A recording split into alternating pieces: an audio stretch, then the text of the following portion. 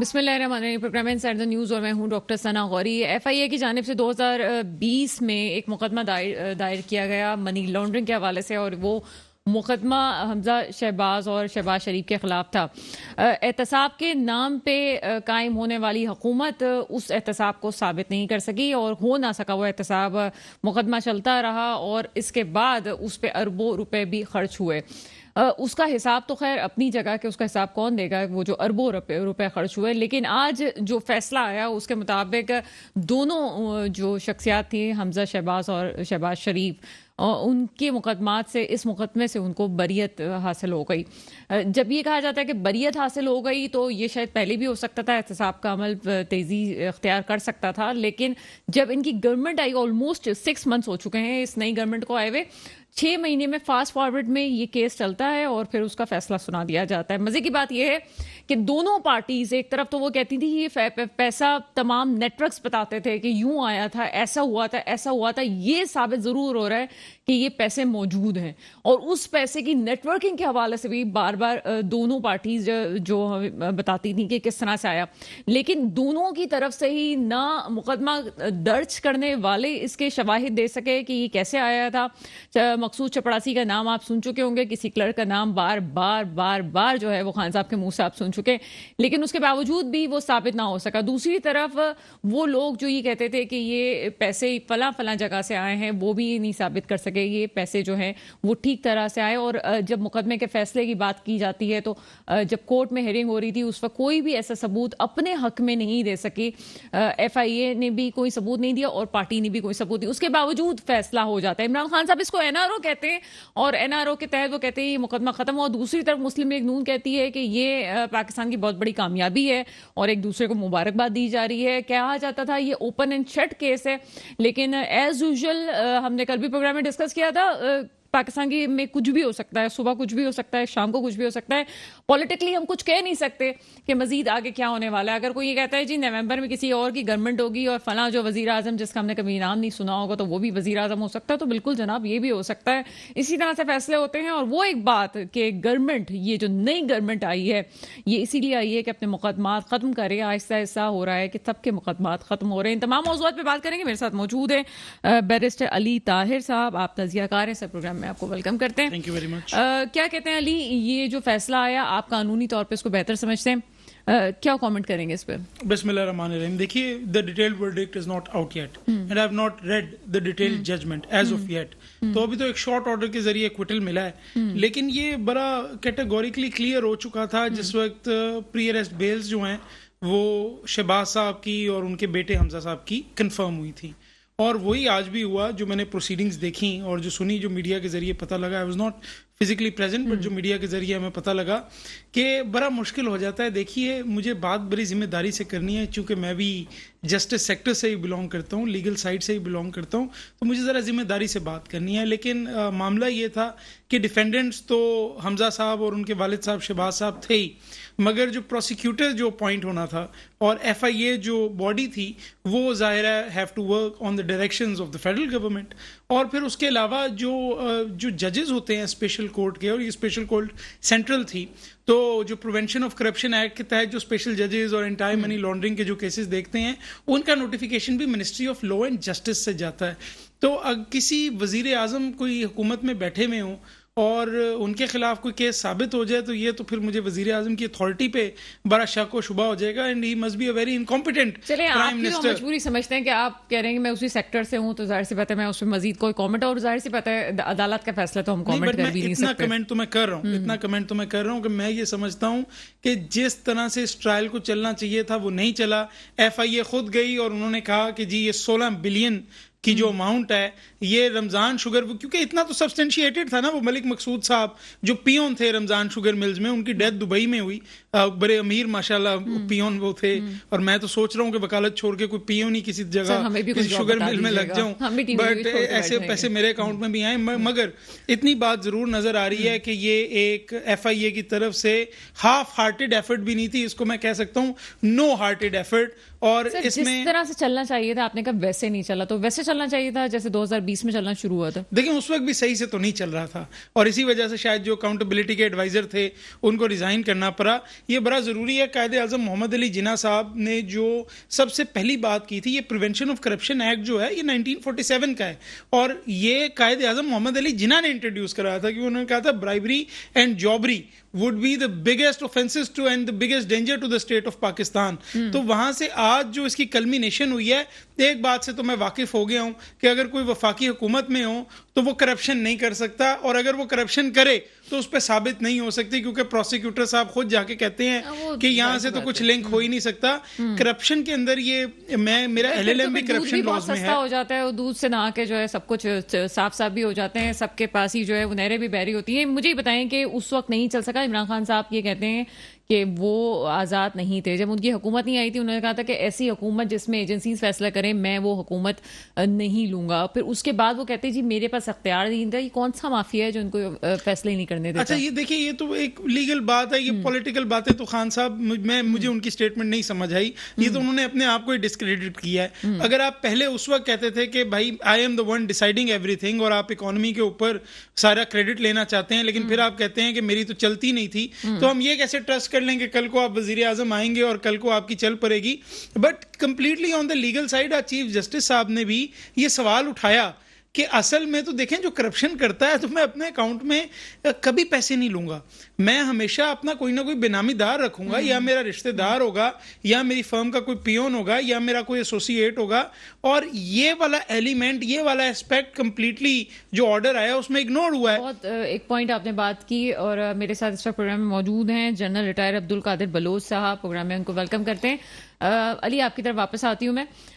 جو signing authority ہوتی ہے, تاریخ اس کو یاد رکھے گی کہ جو اس وقت سائننگ اتھارٹی تھے, تو اس وقت اگر یہ کہا جائے کہ جی فیصلہ ہو گیا کچھ نہیں ہوا, تو ذمہ دار تو خان صاحب ہی ہوئے اس وقت ساری باتوں کے. اگر وہ کہتے ہیں جی میں ٹھیک تھا لیکن میں فیصلہ نہیں کر سکتا, کس طرح سے جسٹیفائی کر سکتے ہیں وہ اس بات کو؟ نہیں, میں سمجھتا ہوں اس ملک میں جو ذمہ داری ہے وہ نہ شہباز شریف کی ہے, نہ نواز شریف کی ہے, نہ آصف زرداری, نہ بلاول بھٹو, نہ خان صاحب. میں سمجھتا ہوں یہ جو ذمہ داری ہے یہ اس بیوروکریسی کے نظام کی ہے, اور یہ جو جوڈیشل نظام کی ہے جس کو ہم نے ریفارم کرنا تھا, لیکن آج تک ہم اس کو ریفارم نہیں کر سکے. اور آج بھی بڑی کیٹیگوریکل بات یہ ہے, اور سمپل بات جو میں کر سکتا ہوں وہ میں یہ کر سکتا ہوں کہ آج بھی بیوروکریسی جو ہے سیاست دانوں کے حکم پہ چلتی ہے, اور اس کی وجہ سے جوڈیشری جو ہے, کیونکہ دیکھیں جوڈیشری ہمارا ایڈویسریل سسٹم ہے, اسٹیٹ کو سننا ہے اور اس کے بعد آپ نے ایکیوزڈ کو سننا ہے. انکوزیٹوریل سسٹم نہیں ہے, جج از ناٹ دا انویسٹیگیٹر, اس نے وہی فیصلہ کرنا ہے جو ریکارڈ پہ اس کے سامنے آئے گا. ٹھیک ہے, یہ ریکارڈ والی اور یہ سسٹم آج ہار گیا ہے, سسٹم آج ہار گیا ہے. یہ کہا جا رہا تھا جی کتنے صفحات, 4000 صفحات, کتنے صفحات کی جو پوری ایک آپ کے پاس ریکارڈ آ رہا تھا بینک کا, وہ بھی تھے. اس کے علاوہ جو ہے وہ 100 گواہان پیش ہونے تھے جو ہے FIA کی طرف سے, لیکن کوئی بھی گواہان بھی نہیں شامل ہوئے. اور مسلم لیگ نون جو ہے وہ فتح کا جشن ضرور بنا رہی ہے, لیکن پھر وہ والے سارے ذرائع کہاں گئے جو کہا جا رہا تھا فلاں کے پاس تھا, فلاں یہ آیا, کیونکہ پیسے تو موجود ہیں. یہ بات تو اچھا, مزے کی بات یہ ہے کہ وہ جو جشن منایا گیا ہے اس کے اندر میں دیکھ رہا تھا ایک لیڈنگ ٹی وی چینل جو ہے وہ یہ کہہ رہا تھا کہ لنڈن کے بعد پاکستانی عدالت نے بھی ان کو ایبزالو کر دیا, حالانکہ جو لنڈن کی عدالت ہے اس کا یہ فیصلہ ہے ہی نہیں. لنڈن کی عدالت کا ایک انٹرم آرڈر تھا کہ جو اکاؤنٹس فریز ہوئے ہوئے ہیں ان کو فی الحال ہم فریز جو ہے مینٹین نہیں کر رہے. یہ جو ایلیگیشن ہے کہ کچھ بے نامی اکاؤنٹس میں پیسے آئے اور پھر وہ منی لانڈرنگ ہوئی ان کی, وہ الزام تو سبسٹینشیٹ نہیں ہو سکا, اور وہ سبسٹینشیٹ اس وجہ سے نہیں ہو سکا کیونکہ جو پروسیکیوٹنگ ایجنسی ہے وہ at the end of the day پچھلے 6 مہینے میں تو وہ یہ شوق ہی نہیں تھا اس کا کہ یہ الزام ثابت ہو. اور آج مزے کی بات ہے, آج آرڈر جب ریزرو ہوا تو اس وقت جو وزیر اعظم اور ان کے بیٹے جو ہیں وہ پیش نہیں ہوئے, اور انہوں نے یہ کہا کہ یہ اس وجہ سے پیش نہیں ہو سکتے کیونکہ آفیشیل انگیجمنٹس ہیں. تو یہ تو خیر بڑے مزے کی بات ہے, معاملے کو اتنی اہمیت بھی نہیں تھی, ان کو پتا تھا جو ہونا ہے ظاہر ہے, کیونکہ یہ آپ سمجھیں کہ یہ کوئی سپیریئر کورٹ نہیں تھی, یہ ایک اسپیشل کورٹ تھی. یہ اسپیشل کورٹ میں with the consultation of the concern chief justice, مگر جو نوٹیفیکیشن نکلتا ہے وہ لا اینڈ جسٹس کی طرف سے نکلتا ہے, اور ظاہر ہے FIA کے اندر انہی لوگوں نے رہنا ہے جن کو اس وقت فیڈرل حکومت چاہے گی.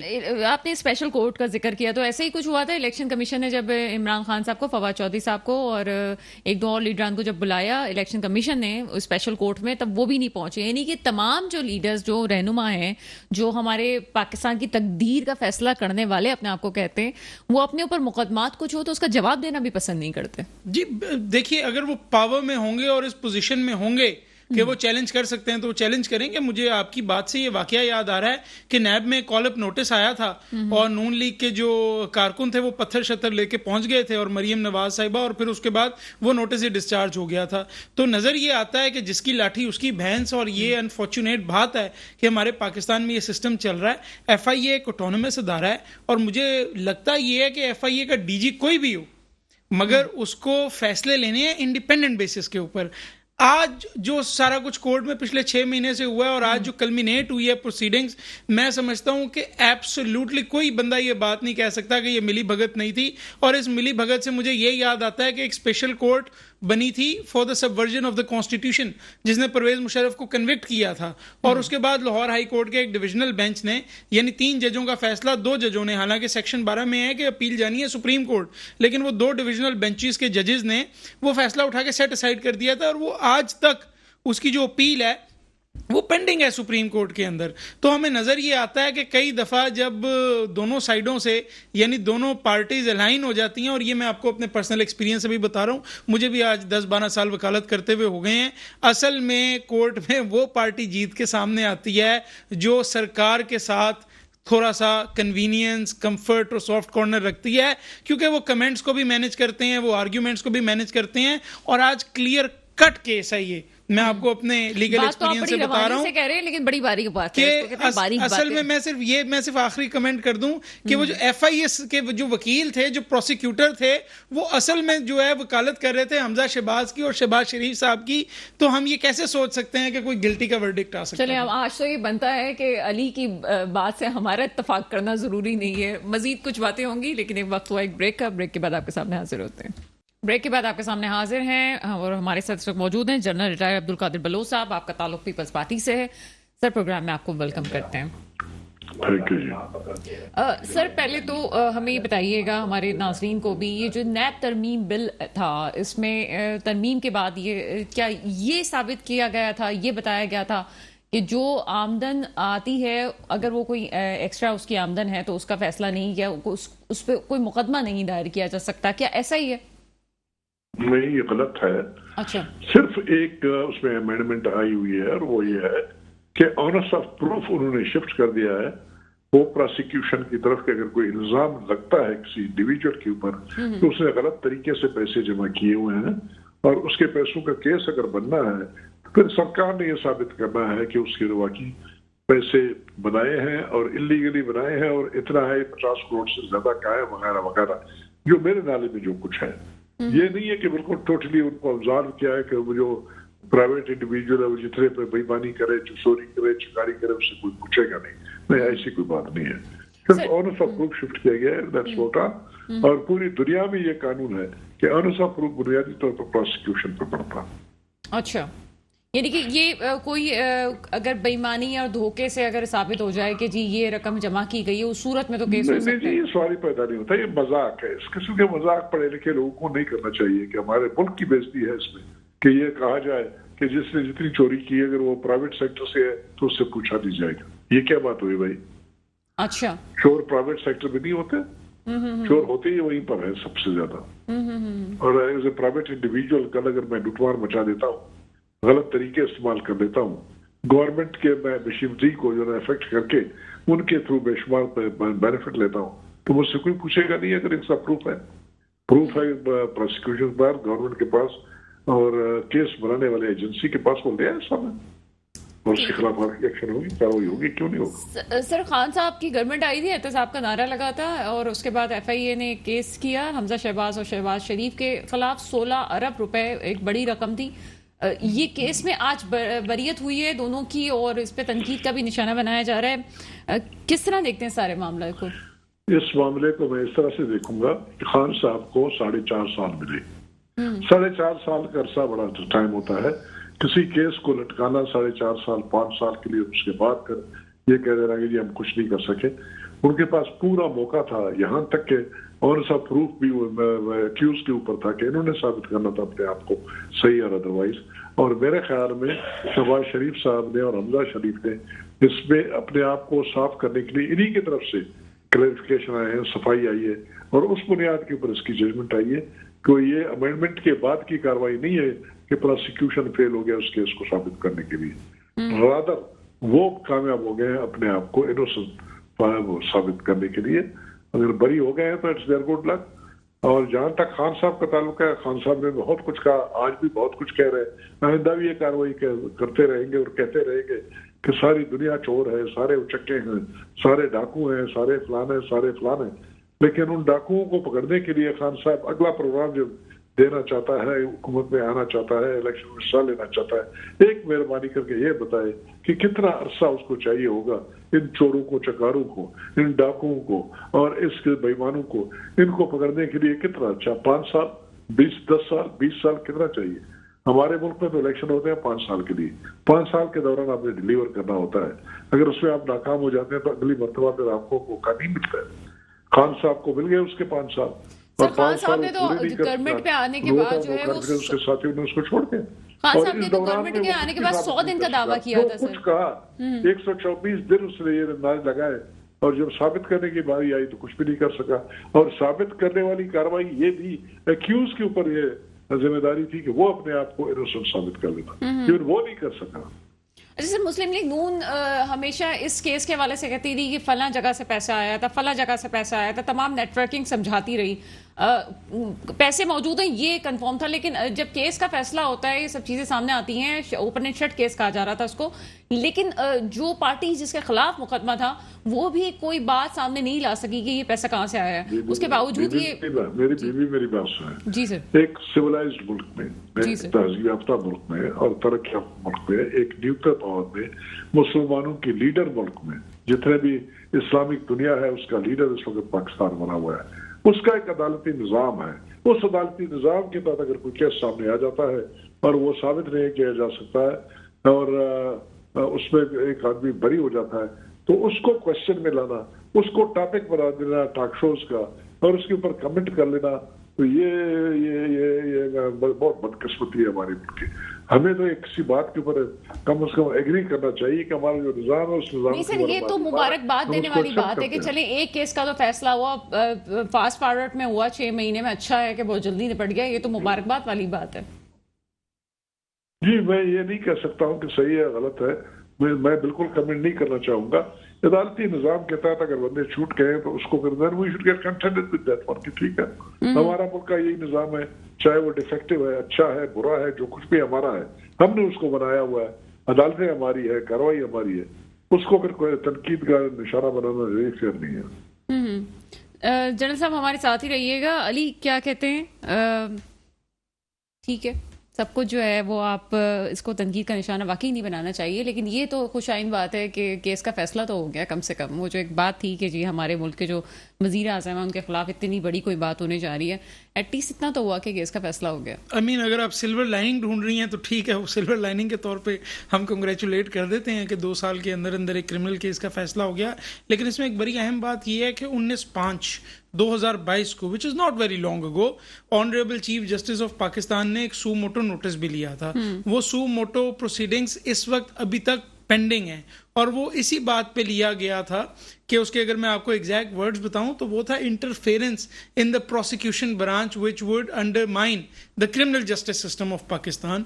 मुझे ये नज़र आता है कि वो जो ऑब्जर्वेशन थी उस प्रेस रिलीज में ऑनरेबल चीफ जस्टिस की, जो उन्होंने नोटिस लिया था on the suggestion of a learned brother जज ऑफ द सुप्रीम कोर्ट, मैं उससे कंप्लीटली एग्री करता हूं। और आप सिल्वर लाइनिंग तो इसके अंदर ढूंढती रहें, बड़ी अच्छी बात है, ठीक है, but on the merits of the case मैं समझता हूं कि इसके ऊपर एक बड़ा ही यानी बड़ा स्पीकिंग ऑर्डर होना चाहिए, जुडिशल डिस्क्रेशन इस्तेमाल होना चाहिए। अभी तक खैर शॉर्ट ऑर्डर ही हमें पता लगे, हमें रीजंस नहीं पता, लेकिन जिस तरह के इल्जामात थे, देखिए जनरल साहब अभी बात कर रहे थे, मैं आपको पहले भी बताया था, I have a masters in anti corruption laws, और मैंने कंपेयर किया था यूके और पाकिस्तान में। एक प्रिजम्पशन हर जगह मौजूद है, और वो प्रिजम्पशन ये है कि अगर मेरे पास से 1 अरब रुपया निकल आता है तो you are entitled to ask कि भाई ये 1 अरब रुपया तुम्हारे पास कहां से आया। And that is specially so अगर मैं कोई पब्लिक ऑफिस होल्डर हूं या मैं उस पब्लिक ऑफिस होल्डर जो पॉलिटिकली एक्सपोज्ड पर्सन होता है उससे मेरी कोई दोस्ती है, यारी है या रिश्तेदारी है,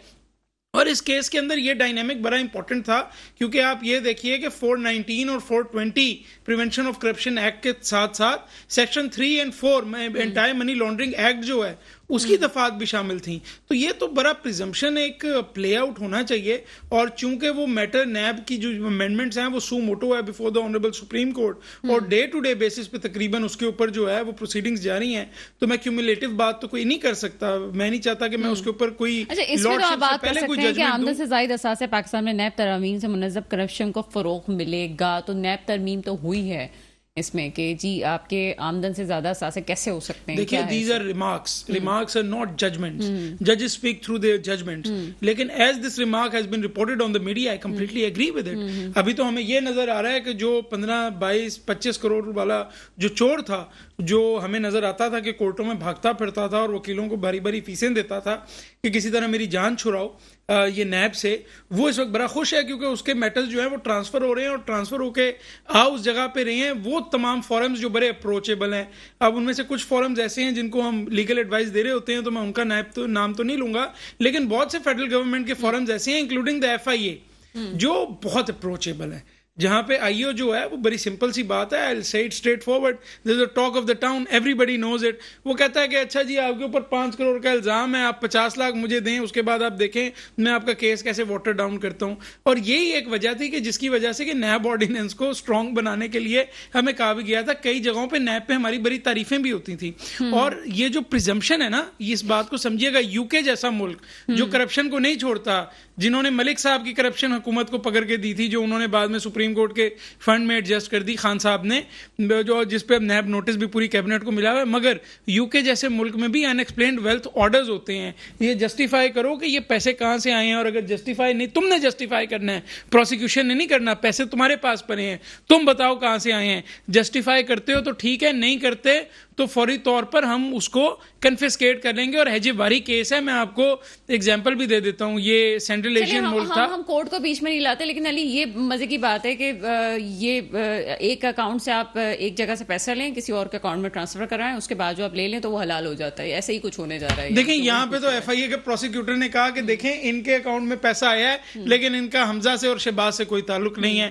تو تعلق پروسیکیوٹنگ ایجنسی نے ثابت کرنا تھا نا بھائی. جب وہ پروسیکیوٹنگ ایجنسی کہہ رہی ہے نا, واقعی مبارکباد دینی چاہیے. اگر اسی طرح سے اگر گیم ہوا ہے تو یعنی کہ ہماری نسلوں کو اس کا ایک, میں کہتا ہوں اس بات پہ مبارکباد دے دیں. سلور لائننگ یہ لے لیں کہ خان صاحب آج کہہ رہے تھے وزیر اعظم میں تھا, اختیار کسی اور کے پاس تھا. تو چلیں آج کم از کم آپ کو یہ تو پتہ لگا کہ اگر کوئی وزیر اعظم ہے تو کم از کم وہ اس ملک میں ایک کرمنل کیس تو مینیج کر سکتا ہے نا. ٹھیک ہے, کرمنل کیس تو ایک طرف بات ہے, لیکن ہم کرنل صاحب کی طرف چلیں گے. جنرل صاحب کی طرف دیں گے. جنرل ریٹائر عبدالقادر بلوچ صاحب ہمارے ساتھ تو ہیں.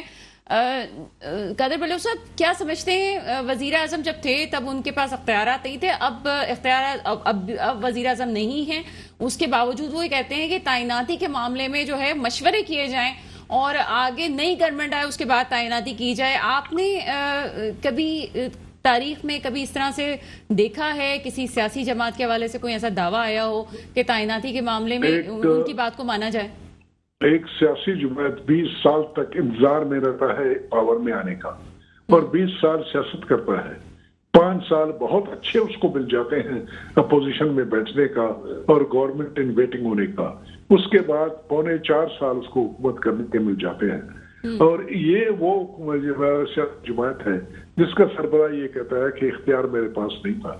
اگر وہ اختیار اپنے پاس رکھ نہیں سکتا ہے تو اس کو کیا حق پہنچتا ہے کہ وہ ایک نیوکلیر ملک کا 22 کروڑ آبادی والے ملک کا اس کا چیف ایگزیکٹو بن جائے, جب اپنے اختیار استعمال نہیں کر سکتا ہے, خود مان رہا ہے, سب کچھ کر رہا ہے, تو آگے گارنٹی ہمارے پاس کیا ہے کہ آئندہ بھی اس کے اوپر پریشر آئے گا تو یہ اپنی مرضی سے فیصلہ کرے گا, اور ان کی مرضی سے فیصلہ نہیں کرے گا جو بقول اس کے اوپر پریشر ڈالتے رہے. وہ ادارے جن کی طرف وہ اشارہ کرنے کی کوشش کر رہا ہے, وہ ادارے اللہ تعالیٰ کے فضل و کرم سے قائم و دائم رہیں گے, اور انہی سے تو ساری امیدیں وابستہ ہیں. ابھی وہ ان کی طرف جب اس کو کرسی پہ بٹھایا گیا, جب اس کی وارے نیارے ہو رہے تھے, اپنی مرضی کے مطابق چیزوں کو چلا رہا تھا, اس وقت تو بڑا خوش تھا. اور آخر میں جو only thing which happened was کہ انہوں نے اپنے آپ کو کرچز جو ہے نا انہوں نے علیحدہ کر دیا, دور کر دیا اور بے سہارا ہو گئے. تو ابھی یہ بات, ابھی اگر کوئی ایک پارٹی کا سربراہ اور اس کو کیا پہنچتا ہے गारंटी क्या है कि कल जो है ना ये प्रेशर नहीं रहेगा, कार्रवाई नहीं करेगा, कुछ नहीं करेगा। और दूसरी बात जो है ना, ये अभी अली भाई ने कहा, इसमें कोई शक नहीं है, यूके जैसे मुल्क के उन्होंने मिसाल दी है कि इसमें ठीक है, क्वेश्चन पूछना आपका हक है, पैसे आपने कहां से लाए, लेकिन फिर बाद में साबित भी तो आपने करना है कि पैसे गलत तरीके से आए। ये नहीं है कि इतना ही सवाल आपने पूछ लिया, वो बम रहे और आप उसको कह दें कि ठीक है उसकी प्रोसिक्यूशन हो जाए और एग्जीक्यूशन हो जाए। नो, है तरीके हैं वहां पर।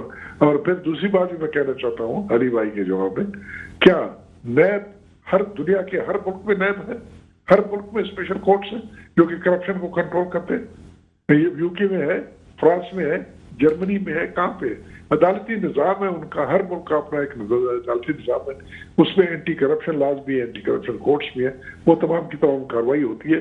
इस कानून को बनाया गया था उस वक्त एक रूलर थे, उसकी इलेजिटिमेसी थी, उसकी इलेजिटिमेसी को लेजिटिमेसी में तब्दील करने के लोगों को प्रेशराइज करके दबा के एक पार्टी बनाया गया, पार्टी को इलेक्शन में ले जाया गया, ले जाके उनको 90% उन्होंने 2/3 मेजॉरिटी दे दी, तमाम की तमाम कार्रवाई की, हमारे नारे उनके हो गए। ये हमारे तारीख का हिस्सा है, कुछ छुपी हुई बात नहीं है। अभी उस ला पे भी पहुंच जाए कि it was the best law, ordinance के जरिए से कानून आया था और क्या कुछ नहीं था, पता लगा 90 डेज तक किसी को पूछगछ नहीं। ये कोई कानून, ये कहाँ का इंसाफ था। और फिर इख्तियार नहीं था कि वो वहां पर नैब को वो किसी को जमानत कर सके या छोड़ सके या कार्रवाई कर सके। अच्छा, 2 साल यही हमजा शाहबाज बता दें, हम 22 महीने जेल में रहा, कौन जवाब देगा इसका? जवाब तो ये भी है कि एहतसाब के नाम पे जो करोड़ों रुपए खर्च हुए हैं उसका भी क्या जवाब? खानदान के कितने लोग आज तो खान साहब सीखपा हो रहे हैं, चिल्ला रहे हैं, ये कर रहे हैं, वो कर रहे हैं कि हम ये बंद करेंगे, प्लान करेंगे। ये इतने सारे लोग जेलों में डाले गए और एक केस भी उनके सामने साबित नहीं हो सका, आपके निजाम के तो साबित नहीं हो सका, फिर क्या पहुंचता है आपका लोगों की आजादियां छीन ले, यानी कि जिंदगी के जो इतने कीमती दिन है ये जाया हो जाते हैं, इसका क्या बनेगा, कौन आंसर दें? सही। सर, आपकी मौजूदगी का हम फायदा भी उठाएंगे। एक सवाल आपसे है कि सीनियर रहनुमा है पीपल्स पार्टी के, आपको लगता है कि इस वक्त जो आपकी पार्टी की पॉलिसी है, आपकी जो इत्तेहादी हैं, उनसे इत्तेहाद ठीक है, आपका सही है, मजबूरी थी या वाकई हो जाना चाहिए था इत्तेहाद मुल्क की भलाई के लिए? देखिए जी, हम पीडीएम का हिस्सा थे, हमारी एक इत्तेहाद बनी थी 15 पार्टियों की, वो आज कायम है। इस वक्त हुकूमत मुस्लिम लीग नून की है, उसके हम इत्तेहादी हैं। हमारे में इसमें हमारे जो स्ट्रेंथ के मुताबिक जो असेंबली में हमारी रिप्रेजेंटेशन है, हमारा हिस्सा उसमें है। We are part and parcel of it, responsibility हम इक्वली शेयर कर लेते हैं।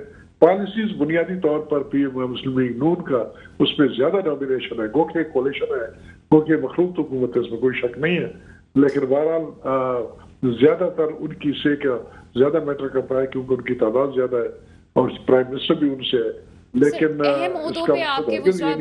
रिस्पॉन्सिबिलिटी से हम भागने की कोशिश करेंगे, रिस्पॉन्सिबिलिटी अगर कोई नेगेटिव आ जाता है तो उसमें बिल्कुल ही रिस्पॉन्सिबिलिटी। सर, अहम ओहदों पे पीपल्स पार्टी के मुख्तलिफ लोग भी तो भी मौजूद हैं जो कि वजारतें संभाल रहे हैं, तो कहीं ना कहीं अगर कोई भी चीज होती है तो जिम्मेदारी तो दोनों पार्टीज की है ना? मैडम, मैंने अंग्रेजी में कहा कि रिस्पॉन्सिबिलिटी हम इक्वली शेयर करो, जिम्मेदारी भी इक्वली शेयर कर लेते हैं, ऐसी कोई बात नहीं है। हम इस हुकूमत का हिस्सा है, चाहे हमारे इम्पॉर्टेंट होता हमारे पास है या नहीं है, लेकिन जिम्मेदारी बराबर की है, जिम्मेदारी हमारी है, इतनी है किसी और पार्टी की।